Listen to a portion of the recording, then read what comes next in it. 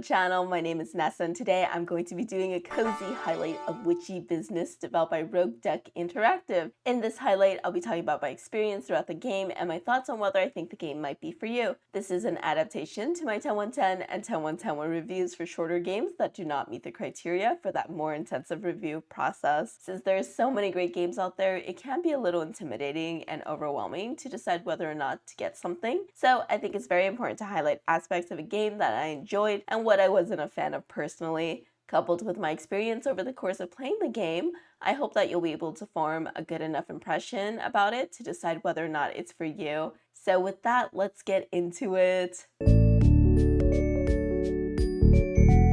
Witchy Business is a shop simulation game where you are a witch with a magical shop that specializes in all sorts of magical services, such as making potions and wands, reading fortunes, and dispelling sleeping curses, to name a few. You run the shop in the daytime, and then after work, you can visit the bazaar to buy magical ingredients, grow and collect some of those ingredients in your sanctuary, head over to your alchemy lab to work on those orders that you collected for the day, or hang out at your coven with other witches like you. Witchy Business is available on PC and retails for $14.99 USD.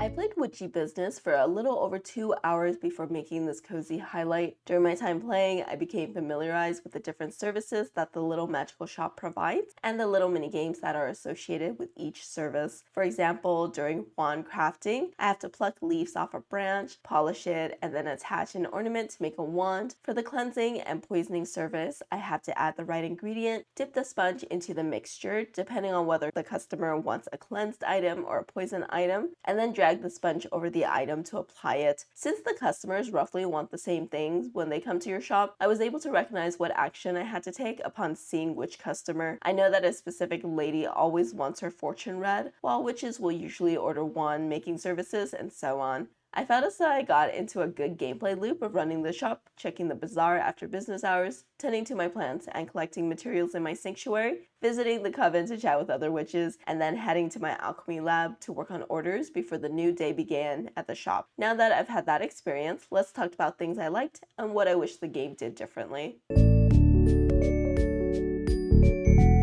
I like the different customers that come into the shop with their own unique needs. Whenever I see a customer coming, I generally can tell what magical service they want. In the later stages, this really helped me quickly switch from one service to another. I like the graphics and color palette of the game. It's really bright and pastel-y and the characters all look pretty cute to me. I love how different witches look and the customers all have a lot of personality in their design. I like the added element of having to go to the alchemy lab after running your shop to prep all your potions and wand orders for customers. It does feel more hands-on than just a shop simulation game since you're actively working on orders instead of just selling and restocking product. I like the majority of the mini games in the alchemy lab. They're pretty simple and easy to do, and it doesn't feel too tedious while I was working on orders during the time that I played. I can make multiple wands without feeling as though it was a chore, and I enjoyed cleaning and poisoning items as well. There's a tutorial that you can access during the minigames if you need a refresher, and I appreciate that the tutorial goes through step by step on what you have to do with visuals.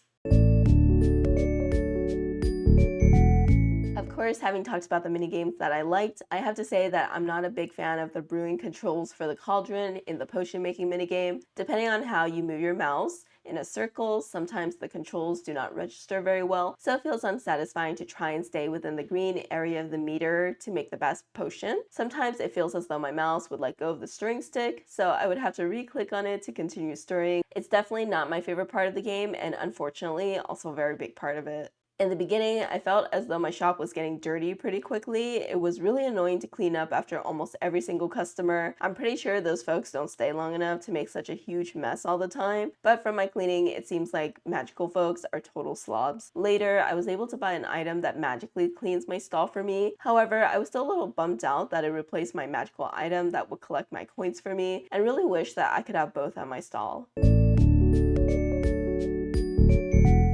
If you're looking for a simple shop management game with some magic, then I think this game might be for you. It does feel more hands-on than other shop sims that just focus on the shop aspect, since you're also actively working on the orders instead of just selling and restocking products all the time. If you're looking for a more advanced shop sim game with management systems, then this game is probably not for you, since the shop running mechanic is not that complex and there's not a lot of management aspects to running the stall. It might also not be for you if you don't like the mini games, since you're definitely going to have to play them multiple times as part of the gameplay loop. Well, there you have it. What do you think of Witchy Business and the shop running mechanic of the game? Do you like all the mini games that you see? Let me know in the comments whether this game is for you. And of course, if you like what I do and you want to see more, please consider liking and subscribing for more content like this. It'll really help out the channel and hopefully more people will be able to find me. I have been Nessa and this has been a cozy highlight. I will be making witchy videos all month long, so I hope you come back and check them out, and I'll see you in the next video. Bye.